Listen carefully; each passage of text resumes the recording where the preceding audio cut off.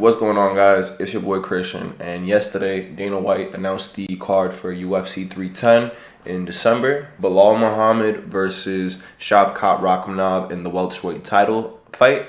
In the co-main event, we have Alexandre Pantoja defending his belt against promotional newcomer and former rising bantamweight champion Kai Asakura.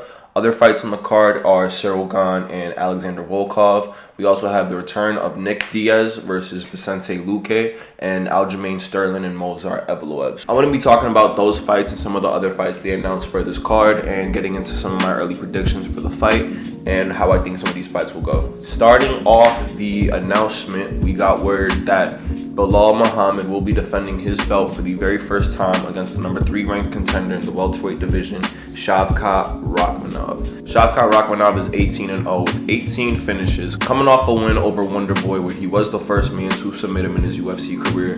Before that, he had a really good submission win over Jeff Neal, a win over Neil Magny, and a couple of other wins along his path to the UFC title shot. Going on to Belal, earlier in July, he won the belt in a very dominant performance against the former champion, Leon Edwards. 50-45 performance, beautiful grappling showcase from Belal. Put the pace on him early on in the fight and kept the pace going all throughout. Proved a lot of people wrong going into that fight, including myself. A lot of people did pick Leon Edwards to win that fight, and the odds did reflect this. I believe, looking back at it, Leon Edwards was a pretty huge favorite compared to Belal Mohammed, and over the course of the fight, the odds shifted crazy. It ended up being a 5-round dominant decision from Belal Mohammed, something a lot of people expected if he were to win. Now the question arises, is he going to be able to impose his will and force a decision against Shavkat Rahkmanov, a guy who's never been to decision? All his fights are by finishes. So we gotta look at the fight, see how they match up. I'm not gonna be getting too in-depth with my breakdown of this. I'll save that for around the time of the fight. But just a quick glance of the fight, we have to look at their strengths and their weaknesses. Belal is very good at his pace, very good at game planning. That's always been his best thing, I feel like, in his fights. He creates a solid game plan for everyone he's fighting up against. Look at his fight with Leon Edwards. His biggest thing in that fight was to counter the pace of Leon Edwards, be faster than him, be more dominant than him, impose his will in the grappling exchanges, be faster than him in the striking, out-volume him, and that's how he was able to get the decision win over Leon Edwards. Even before that, prior to that win, he had his win over Gilbert Burns, was able to neutralize a lot of Gilbert Burns' boxings with his heavy body kicks that were able to add up over the course of the fight and basically make it so he couldn't use his arms. With him taking away the use of Gilbert Burns' arms, that was able to limit both his grappling and his boxing, which led Belal Mohammed to win that fight also by decision. Now, looking back at Shavkat's previous fights, specifically his fight with Jeff Neal and his fight with Wonderboy, he was able to back them both up against the cage, and from there he was able to initiate the clinch, from which he transitioned into a submission where he won the fight. Now, that being said, is he going to be able to impose the same game plan against Belal? I don't think so personally. This might be a hot take, but I think Belal has a pretty good chance against beating Shavkat. One thing we've seen in the previous fights that Shavkat has is that his biggest problem is that he doesn't move his head very much, and in the striking exchanges he couldn't get pretty wild, which against a technical guy like Belal Mohammed, someone who picks the right shots and goes into a fight with a very good game plan, that could pose a problem for someone like Shavkat. That being said, going back to Shavkat's strength, his ability to get somebody against the fence comes from his sambo background. A lot of the sambo guys in the UFC, like Islam, Khabib in the past, for example, Umar, people like them are good against getting you against the cage, and then from there trying to get some kind of judo sweep, regular sweep, things of that nature to get you to the ground. That's something that Shavkat was trying to do in both of his fights with Jeff Neal and Wonderboy Thompson, specifically the fight with Wonderboy Thompson. Looking back at that fight, Wonderboy was having a lot of good success in the striking range. He was guarding in and out, keeping his distance, but the biggest problem with that fight is that he couldn't maintain the center of the octagon, which led him getting back up against the cage and him getting clinched up and eventually finished with the rear naked choke in the second round. Is Belal good enough to get him out of there early in the grappling exchanges? Shavkat's never really fought a grappler on his level or even the level of someone like Belal Mohammed, and even then, looking back at Shavkat's career, he is relatively unproven.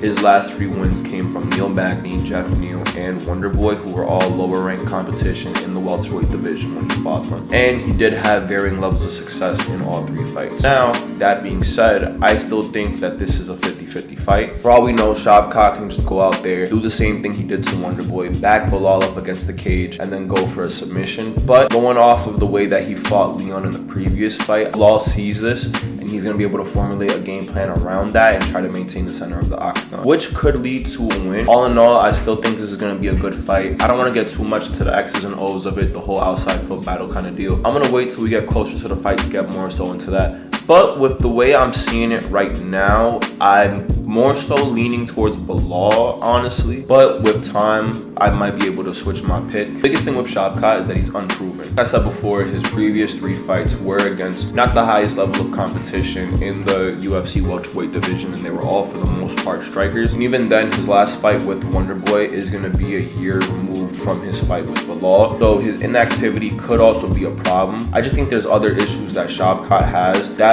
I couldn't see Belal exploiting to get a win. I don't think anyone should be doubting Belal in this fight. I think we got past that after he beat Leon Edwards the way he did back in July. So I think people need to go into this with an open mind, look at the facts, look at the previous fights. Overall, a pretty fun pay-per-view. They haven't announced the bout order or some of the prelims. A lot of the fights that they did announce are kind of scattered all over the card, so we don't know how it could end up looking by the time we get to the fight. But other fights that were announced are pretty exciting to get into those as well. Next fight that they announced was Alexandre Pantoja defending his belt against Kai Asakura. It's been somewhat rumored that this fight was going to take place from the minute that Kai Asakura was signed to the UFC. A lot of people were unsure whether he was going to stay in his normal weight class at bantamweight or move down like Manel Kape and fight at flyweight. There was another rumor that he was supposed to fight Henry Cejudo and Song Yadong, and Brendan Royval recently came out and said that they offered him the fight at Perth. But as Dana White said in the video he posted announcing the fight, this was really the best fight they can get for Kai Asakura. If you don't know about Kai Asakura, he is a former bantamweight champion from Rizin over in Japan. Very, very famous over there. Has a YouTube channel with over, I believe, 1 million subscribers. Gets around a couple 100,000 views per video. Very, very famous over in Japan, which is honestly part of the reason as to why he got an instant title shot. That being said, though, I think this fight is very exciting for the flyweight division. If we look at Alexandre Pantoja, he has fought most of the contenders in his division,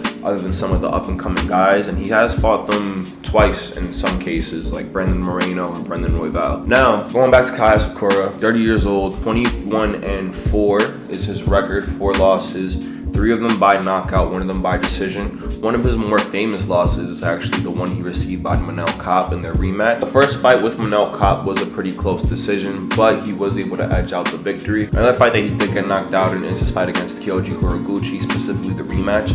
In my last video, I actually got Kyoji Horiguchi mixed up for Mizugaki, which was my mistake. I actually meant Horiguchi. Another really good impressive fight from him is his last fight in Rizin against Juan Archuleta, where he did win by a TKO via knee to the body. That's his biggest thing when it comes to his striking, that he is a brawler. His biggest weapon in his arsenal is his knees to the body, clinch knees to the ground, which is something that a lot of people have been pointing out, because the biggest difference between Rizin and UFC is that Rizin uses a lot of the old Pride FC rules that include soccer kicks to the ground and knees to a grounded opponent, which is something that Kai Asakura uses a lot in his fights. I've been seeing a lot of people saying that the fight could very well end up in a DQ for Kai Asakura. Who knows? We have to wait and see. A lot of it is muscle memory for some of these guys. In his fights, a lot of them do end up in a knee somehow, some way on the ground. So it's interesting to see how he's able to play out in the UFC with the UFC rules. But that being said, he is a professional. He's been doing this for a long time. I don't see him being the type to go out there and mess up with the rule set and lose himself the fight against Pantoja, which is arguably his biggest fight to date in his entire career. Now, on the complete opposite end of the spectrum, we have the current flyweight champion, Alexandre Pantoja. This is going to be his second title defense since winning the belt against Brendan Moreno way back when at UFC 290. Since that title win, he has defended his belt twice against the likes of Brendan Royval and Steve Erceg. The latter, some people even thinking that he won the fight in a very close decision that took place at UFC 301 earlier this year in May. Now, the biggest thing with Pantoja is that in his title fights, they are pretty close for comfort. They aren't the most dominant performances in the world, but something to be said against Pantoja is that he's a monster on the ground. Granite chin, has never been knocked out before. I don't even think he's been knocked down at all, if I'm being truthful with you. Great chin, great cardio, great pace. Fights like a bulldozer. He's coming out there swinging big overhand punches, trying to take your head off. And if he can't do that, then he's trying to smother you on the ground with his top control, which I honestly think he has the best top pressure and mount game out of everyone in the flyweight division. This has been shown time and time again, and this is how he ended up getting his way to the title and keeping his title in his last couple of fights. Going forward, it's going to be great to see what they do with Kai Asakura. I think the winner of this fight, especially after last night's fight night, will have to fight Brendan Royval. Potentially after that, maybe Kai Kara France if he gets another win after his fight against Steve Bursa. Some of the other fights that did get announced for this card are fights that were supposed to happen earlier on in the year. These include Nick Diaz versus Vicente Luque, Alexander Volkov versus Ciryl Gane 2, and Movsar Evloev versus Aljamain Sterling. Just to kind of touch up on all three of those fights, with the Nick Diaz-Luque fight, I am interested to see how this plays out, but I don't think it's going to be the most interesting fight in the world. Luque is coming off of a loss against Joaquin Buckley where he, let's be honest, looked like shit. Didn't do too much against Joaquin Buckley other than stay on the ground. Kind of try to play guard against Joaquin Buckley and then cover up his face, leading to a TKO. That'd be a point to the fight that he had with Jeff Neal, where afterwards he did go to the hospital for brain bleeding. For all we know, he could just be showing up in the UFC to collect the check. He's not the same fighter that he was then compared to what he is now. But the same can be said for Nick Diaz, 41 years old, hasn't fought since Robbie Lawler in 2021, and even before that, hasn't fought since Anderson Silva way back in like 2014, 2015. He's been pretty much on the decline since getting popped for marijuana way back in his fight against Anderson Silva. That being said though, in his previous showing against Robbie Lawler, he did state that he didn't want to be in the fight. He really showed up to collect a check. And in his videos on Instagram and Twitter, he is looking better. He's training, he's hitting the bag, hitting the mitts, getting in shape.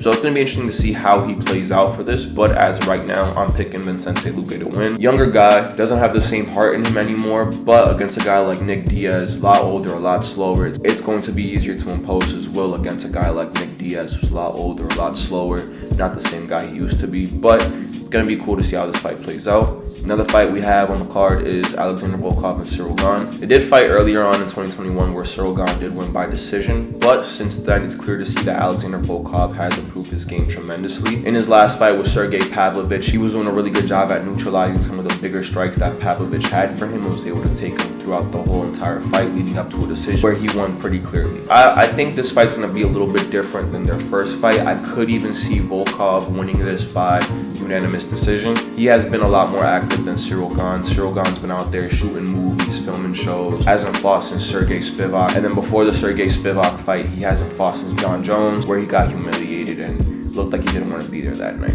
This one was supposed to be on UFC 308 later this month. It did get moved due to Alexander Volkov getting injured. It's going to be fascinating to see how Volkov does after this injury. But even then, after the performance he put up on Sergey Pavlovich, I think he's improved his striking game enough that he can get a pretty technical win over Ciryl Gane and just be the better man that night. Like I said with the earlier fights, I'm not going to get too much into the breakdown of these. This just give you guys my reaction to the fight and my early thoughts on it. Last fight I kind of want to talk about is Movsar Evloev versus Aljamain Sterling. And I'm a firm believer that Arnold Allen beat Movsar Evloev at their fight in UFC 296 earlier on in the year. It is what it is. He didn't win in the eyes of the judges, but I just think that fight showed a lot of holes in the game of Movsar Evloev that I think Aljamain's going to be able to exploit. And if I just look at the two comparatively, I just think that Aljamain's better in the striking. He's a lot faster, a lot more dynamic with his kicks, hits a little harder, is able to maintain his range. We've seen way better grappling showings from him compared to Movsar Evloev, who isn't really known to be a finisher, doesn't have any finishes in the UFC, versus Aljamain Sterling, who also likes a good decision, but at least Aljamain Sterling's threatening up submission. He's trying to take your back. If he does get your back, it's a bad time for whoever he's fighting because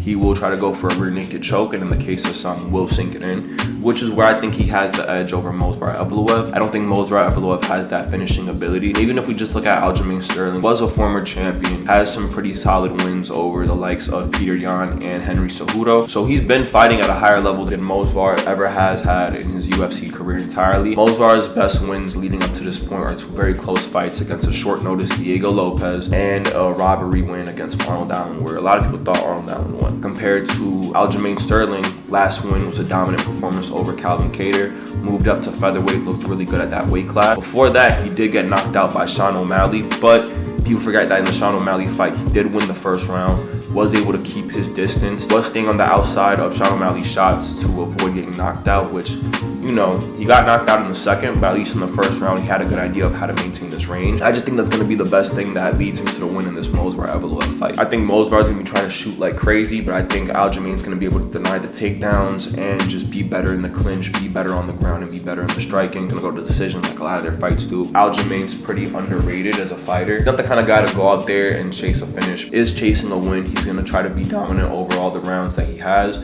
and try to chase a submission most times. Which I think that in a game of who's the better grappler, I think the one that's threatening submissions is going to look better in the eyes of the judges, which is where I think Aljamain Sterling can score himself like a 29-28 decision, or maybe even something like a 30-25. But we'll see how that fight plays out. It was originally going to happen previously at UFC 307, which would have been at altitude. It would have been interesting to see how their cardio held up at altitude, but with that fight being moved because of Aljamain Sterling getting injured, it's also going to be interesting to see how Aljamain Sterling plays out after his injury, which wasn't really major from what he stated previously, but you never know if injuries, freak accident can happen in the fight, and that could change the whole tide entirely.